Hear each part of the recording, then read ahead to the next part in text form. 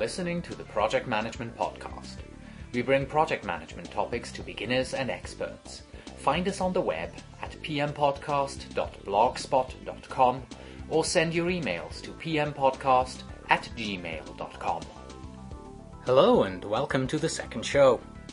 It was recorded between the 7th and 11th of September 2005, and this show will definitely interest you if you're a member of the PMI or if you're thinking about joining it. This week, I spent 4 days at the 2005 PMI Leadership Meeting in Toronto, Canada. PMI holds these leadership meetings regularly all over the world. Some locations were, for instance, in October 2004, they were right here in Anaheim, California, in the United States. In February of 2005, it was in Singapore. In May, it was in Edinburgh, England. September, that was last week, it was in Toronto, Canada, and that's the upcoming shows that you'll hear. And at the end of October, it'll be in Panama City, Panama. This was my first meeting, and I have decided to divide my reviews for you into 2 shows. The reason for this is because the focus was quite different. On day 1, we focused on issues and trends within the PMI, and that's also going to be the first show, the show that you're hearing today. And on day 2 and 3, we were attending several seminars on leadership, and that's going to be in one of the upcoming shows. Well then, let's jump right in and listen to what I had to say as I was traveling to the seminar. Alright, I'm sitting here at Chicago O'Hare International Airport. I'm on my way to Toronto to the 2005 PMI Leadership Meeting. I'm arriving a day early because I'm a first-timer and I want to attend tomorrow's first-timer session, which of course means I have to spend a whole day in beautiful Toronto tomorrow, walking around, looking at all the sights, and hopefully also connecting again with my friend Rob, whom I haven't seen in 15 years. Oh well, all the things I do for my profession.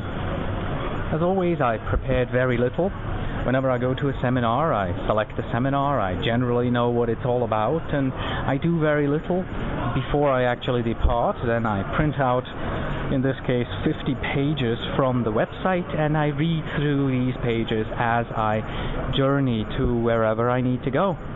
I looked at the schedule, I looked at everything that I want to do, and frankly, I'm quite impressed by the number of seminars which the PMI offers here. I counted 24 separate seminars, and that was just at a glance. Let me give you a quick overview here of what it is that they're doing.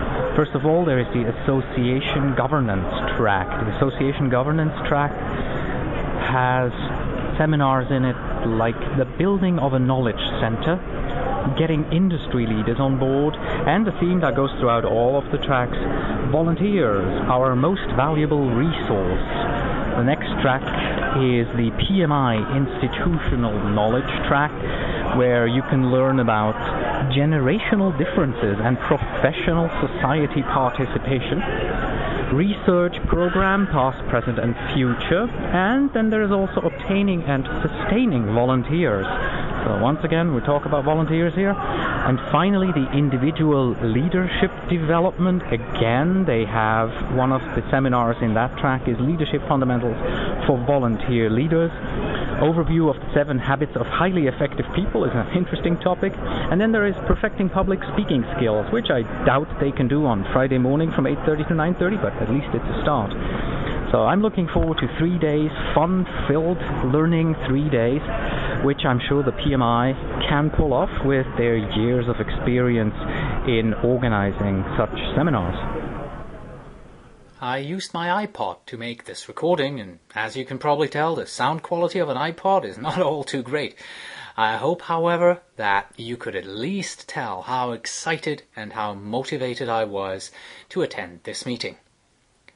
At the end of day 1, I set up my recording studio, a laptop and a microphone, in my hotel room, and here is what I had to say, followed by a voice of someone else.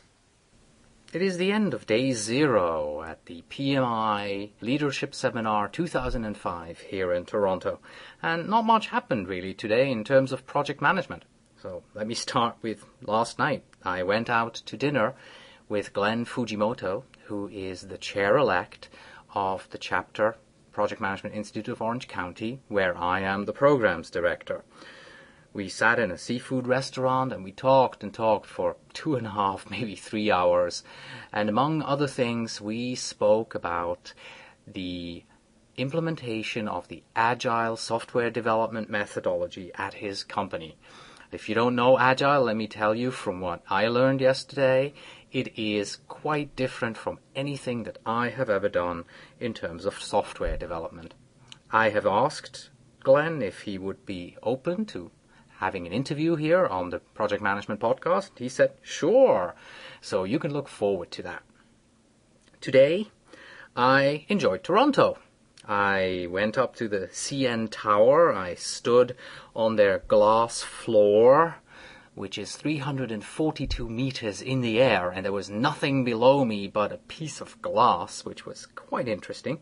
I hooked up with my friend Rob Brown, whom I hadn't seen in 18 years, and I'm happy to report that he is an actor, quite a successful actor here in Toronto. After that, I walked over to the conference center, get my registration stuff, the usual, the bag, the name tag, the schedule, everything you really need for this conference. The day then continued with the first-timer orientation. Lynn Wheeling from the PMI welcomed us, and let me grab the paper here. Lynn Wheeling. She is the manager, component and community relations. There were about 80 of us in that meeting room, maybe about 100 out of 200 first-timers this year. And she was very friendly and very cheerful. They first introduced all the PMI volunteers that were on site, and then they did a little icebreaker. They had a bingo where you as a first timer got a bingo card with various questions on it, and you had to find somebody, for instance, who drives the motorcycle. So you had to run around, you had to talk to the others, and you had to find the person who drives the motorcycle and who first got his bingo card filled up, 5 across or 5 diagonal or 5 top down, won. And they actually won 2 free entrances to the next leadership seminar, wherever that is. I don't even know where the 2006 one is. She mentioned it, but I forgot. Then they looked at the schedule of the upcoming 3 days, and they also looked at the locations of where the rooms are and all that. They showed us a map of that. It was a regular hello first-timer session. Nothing extraordinary. What I missed, however, was, some guidance. They didn't really tell us what you can expect. Granted, Lynn talked about you will be able to make friends for life here in the next few days. And I believe that, because in the project management area, we try to stick together, we know each other. So yes, I believe that we will be making friends for life here. I agree with that. But what are the takeaways? The short-term things. What am I going to learn? What's the attitude that I should have going into this? I was missing that a little bit. And also, the other portion of the guidance that I was missing, like I told you, there are a very large number of these seminars that they're having, roughly 24, right? If I remember the number correct. Well, which ones should I go and look at? I'm the programs director. Is there anything that you, PMI, suggest that I should focus on? What about the chair-elect? What about a president who happens to be a first-timer? What should they focus on? So that kind of guidance was kind of missing. Well, there you have it. Day 0 from my point of view. My feet hurt from walking through Toronto, and even though the hotel gave me a really nice map of the town of Toronto, I feel that the PMI didn't really give me a really nice roadmap of the conference that is coming up.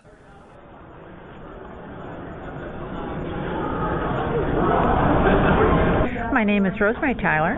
I live in the U.S. I've been a certified project manager since the year 2000. I've been in the business for over 20 years.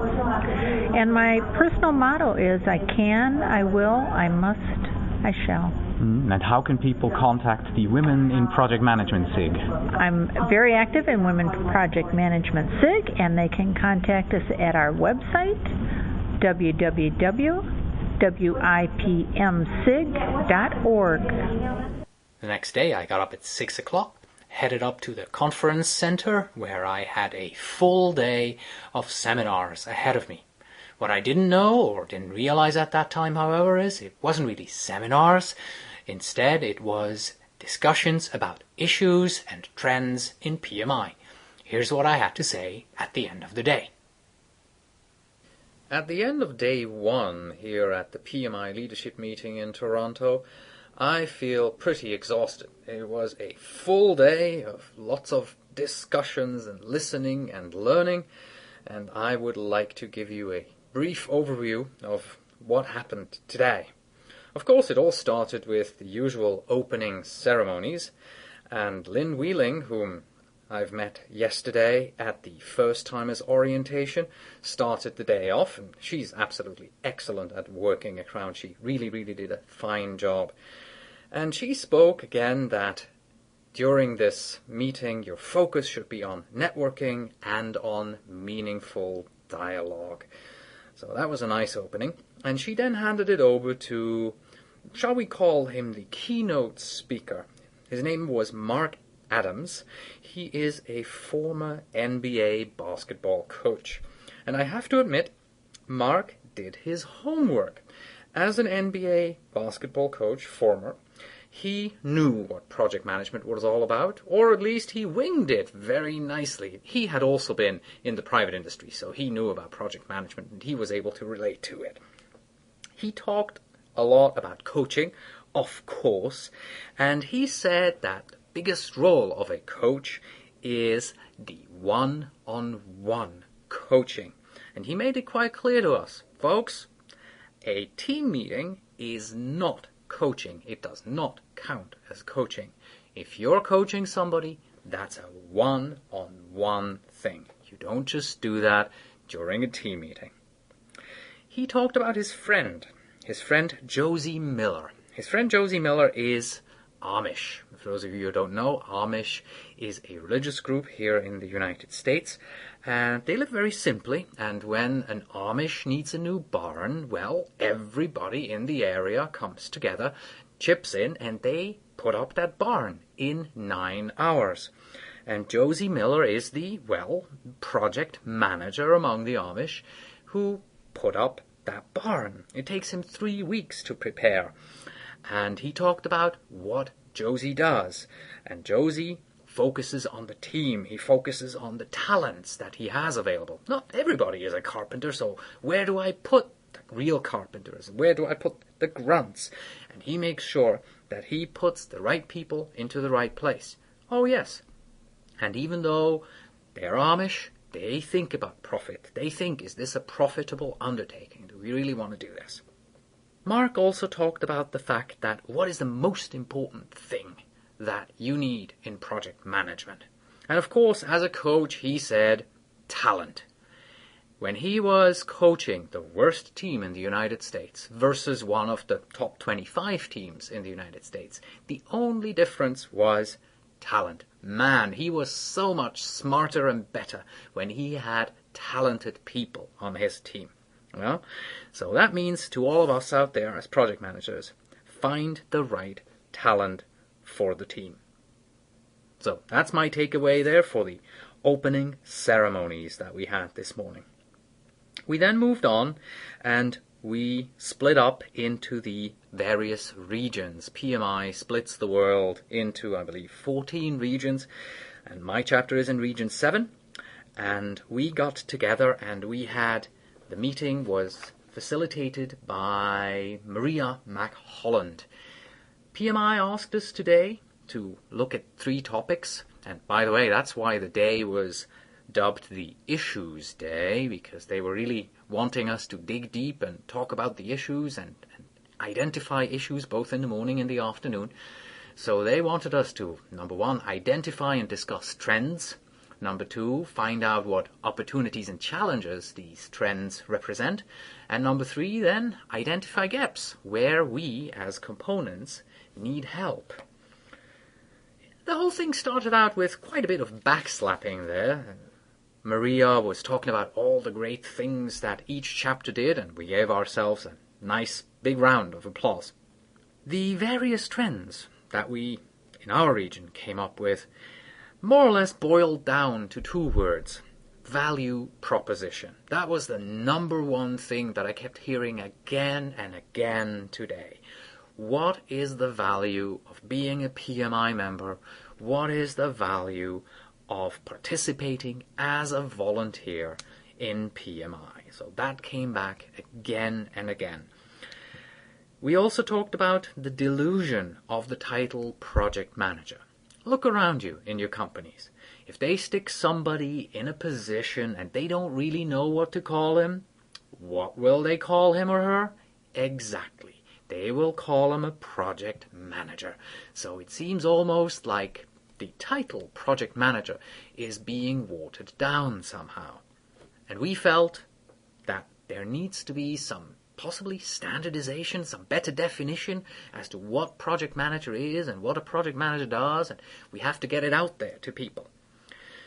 The question of the PMP being watered down and diluted also came up. Is that the case? Because we now have so many more PMPs than we had years ago. Well, maybe, but I would like to quote Corina Martinez, who was also there today, and she said, when you have the PMP, that only means very few things. That means that you have some education in project management. It means that you've been able to prove that you have some experience in project management. And it means that you were able to pass the PMP test. It doesn't mean anything more. It does not mean that you are a great project manager. And think about it. If you are a CPA, a certified public accountant, or if you have an MBA degree or a doctorate degree, even if 200 million other people have the same degree, it's not going to water the degree down. It is a basic stepping stone for your profession, and so is the PMP. So we don't think that there is a dilution, a watering down of the PMP actually happening. We also discussed other trends that we see in our region. There is the need for additional infrastructure.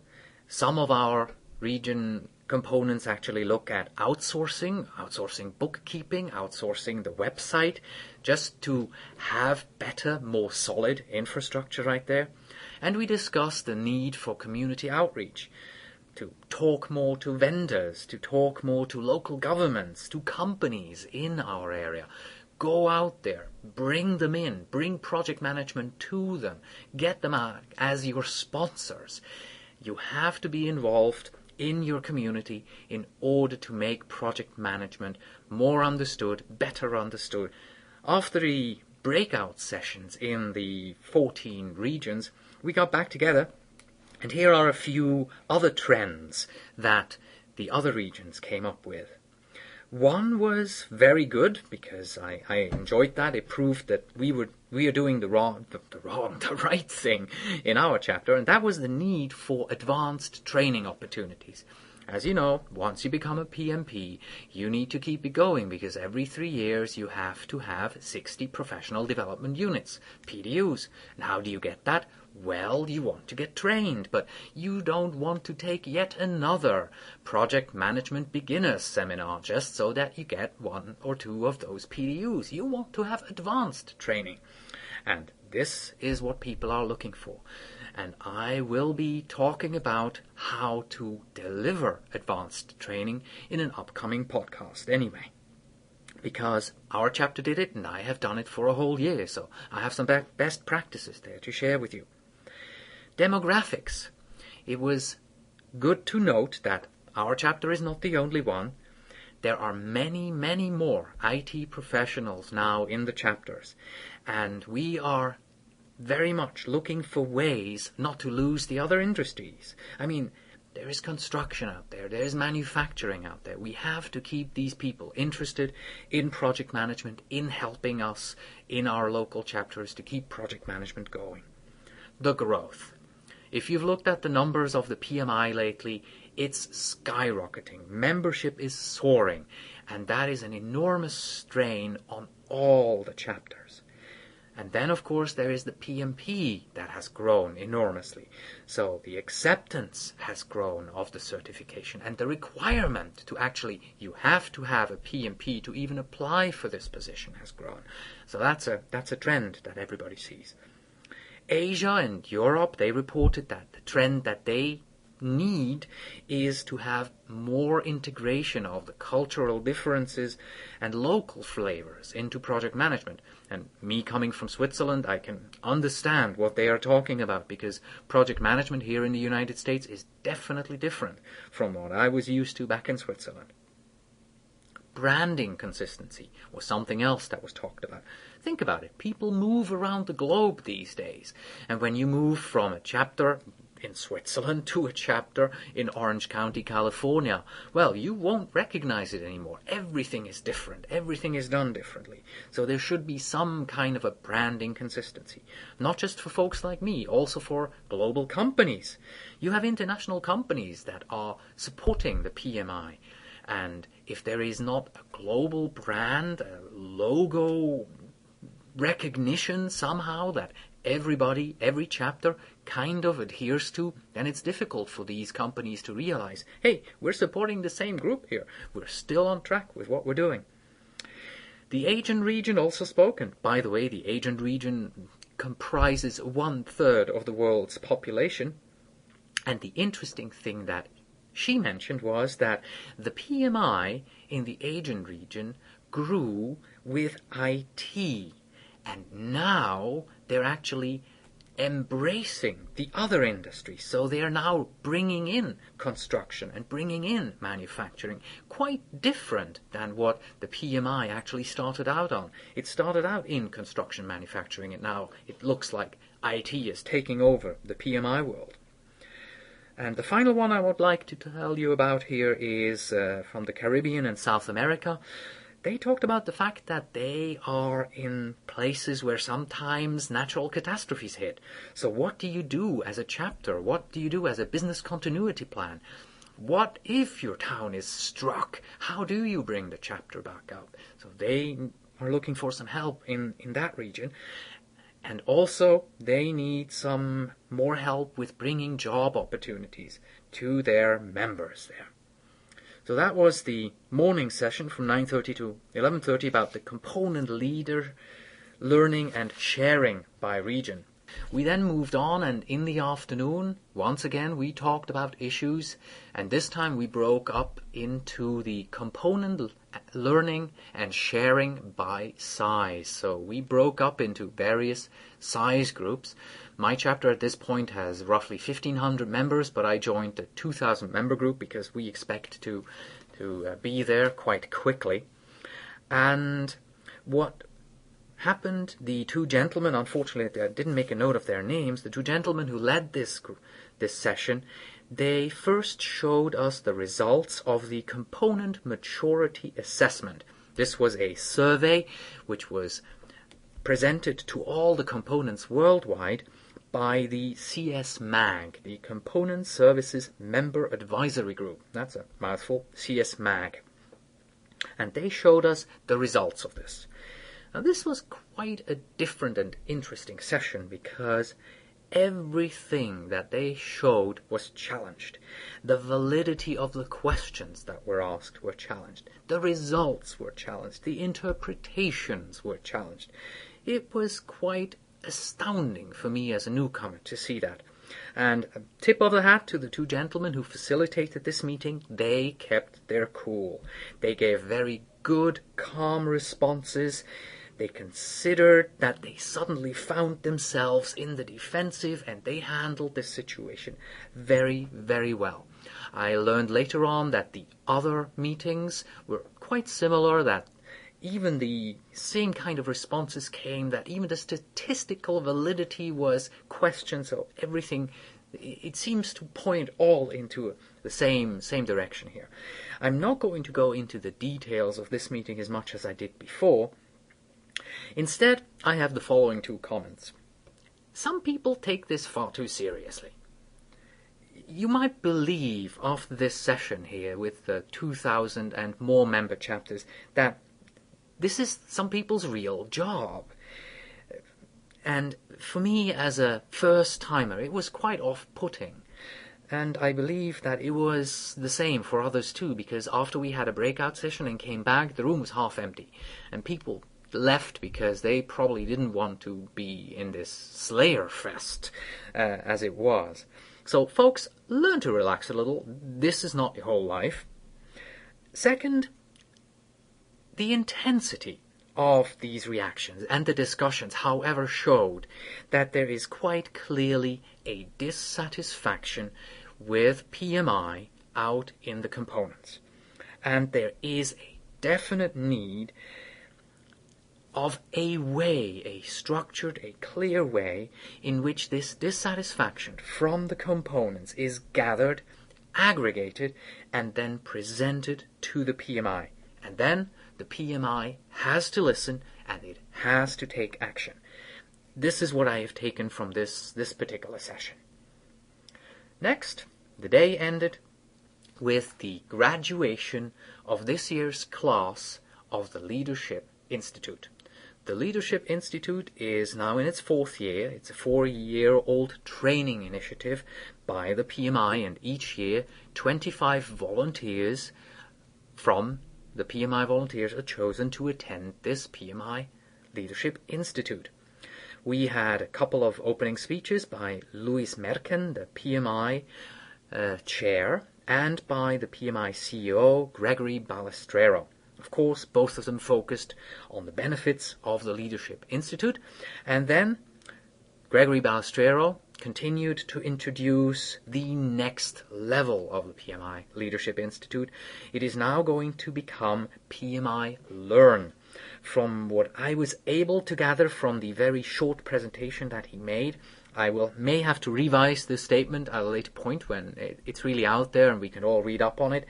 It is now an online e-learning tool where every PMI volunteer and PMI leader can assess their own capability and their own needs and thereby define where they need additional training.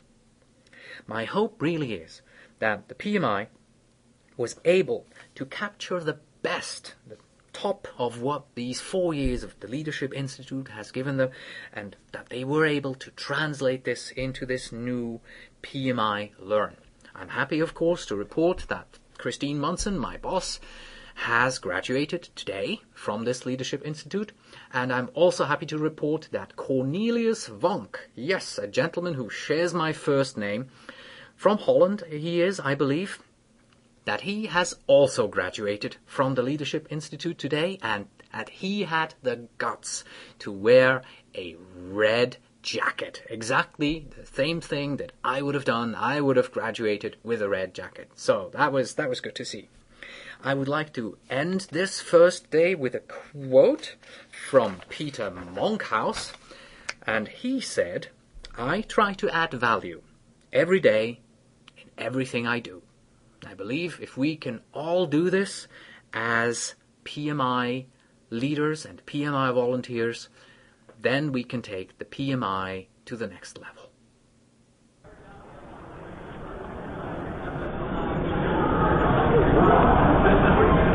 Hi, it's Brent Felstead from Orange County, California. I'm second time at the leadership meeting. Before it was the College of Presidents, and I've enjoyed this trip to Canada a great deal. Some of the things that I've gotten is just interacting with the other chapters, talking to other people, finding out how they do things. That's what I found most valuable. Thanks. I hope you have a great conference.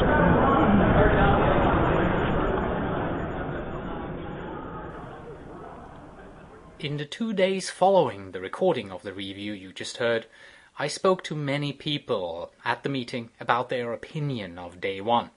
Most of them rolled their eyes about it and said that, in particular, the afternoon was just a waste of their time.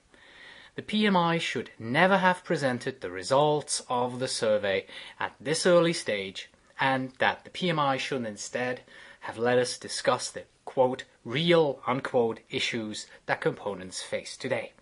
That would have been much more valuable for everybody. That's about it for today. Thanks for listening. In my next show, I will of course feature day 2 and 3 of the PMI 2005 leadership meeting. I will give my review of the presentations I attended.